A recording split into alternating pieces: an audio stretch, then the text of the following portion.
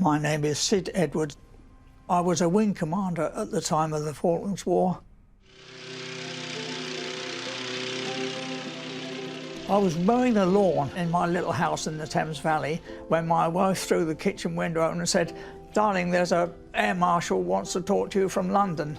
I answered the phone and he said, "How long will it take you to get to Northwood?"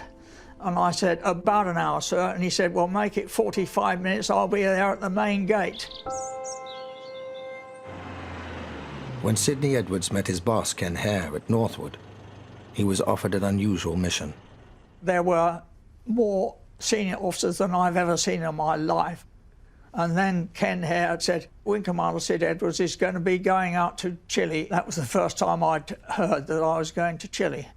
And so I was a bit surprised, to say the least.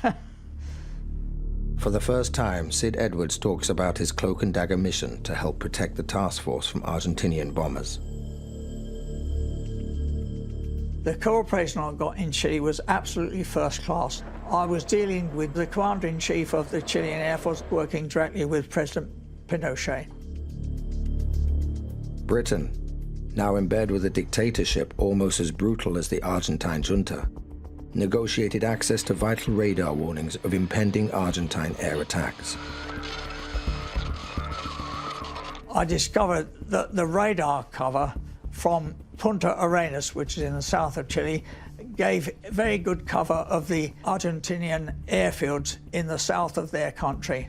And I thought that would be very good if we could get that information as live as we could directly to the fleet. To pass this intelligence on in time, an SAS team armed with one of Bucky Barris's new portable satellite telephones slipped into Chile.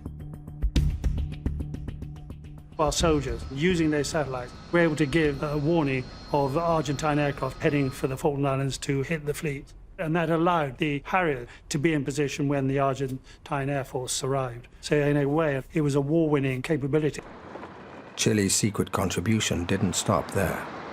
Well, I was asked if we could base a Nimrod intelligence gathering aircraft in Chile.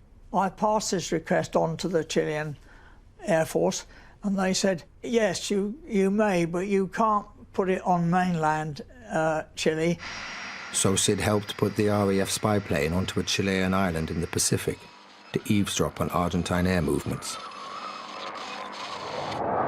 Many of the skilled Argentine pilots still got through, but at least now there were warnings of some of the raids.